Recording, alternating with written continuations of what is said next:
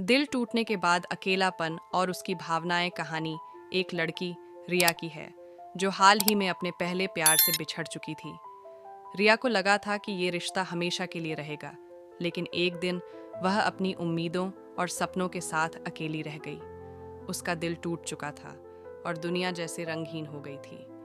वह रातें जब वे दोनों घंटों तक बातें करते थे, अब बस सन्नाटा ही सन्नाटा था। हर गली, हर चौराहा और वह काफ़ी सारी जगहें जो कभी उनके प्यार की गवाही देती थीं, अब उसे बेमानी लगने लगी थीं। उसका दिल बार बार उसी पल को याद करता था जब सब कुछ ठीक था, जब वह दोनों एक दूसरे के करीब थे, हंसी खुशी में बंधे हुए। अब हर पल एक खालीपन उसके भीतर समा रहा था। अकेलेपन की यह भावना उसे गहरे में ले जाती थी, जैसे एक काले अंधेरे में खो जाना। लेकिन फिर एक दिन उसने सोचा कि अकेलापन केवल बाहरी स्थिति नहीं है, यह तो हमारे भीतर की भावना होती है। वह अकेलापन जो उसने उस रिश्ते में खोने के बाद महसूस किया था, वास्तव में सिर्फ एक अवस्था थी जो समय के साथ बदल सकती थी।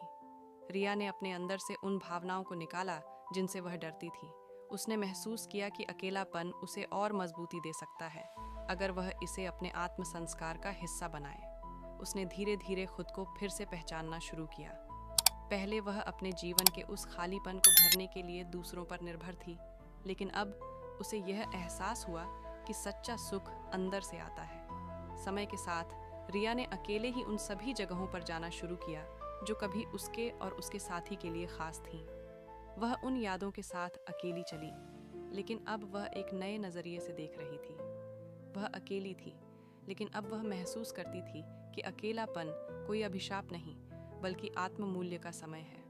वह किसी पर निर्भर नहीं थी। उसने अपने दर्द से सीखा और अपने अकेलेपन को अपनी शक्ति बना लिया। अकेलापन जो कभी उसे डराता था, अब उसे अपनी पूरी दुनिया को जानने और समझने का अवसर दे रहा था। और इस तरह रिया ने समझा कि दिल टूटने के बाद अकेलापन एक रास्ता हो सकता है, राह की शुरुआत जो एक नई पहचान और आत्मनिर्भरता की ओर ले जाती है।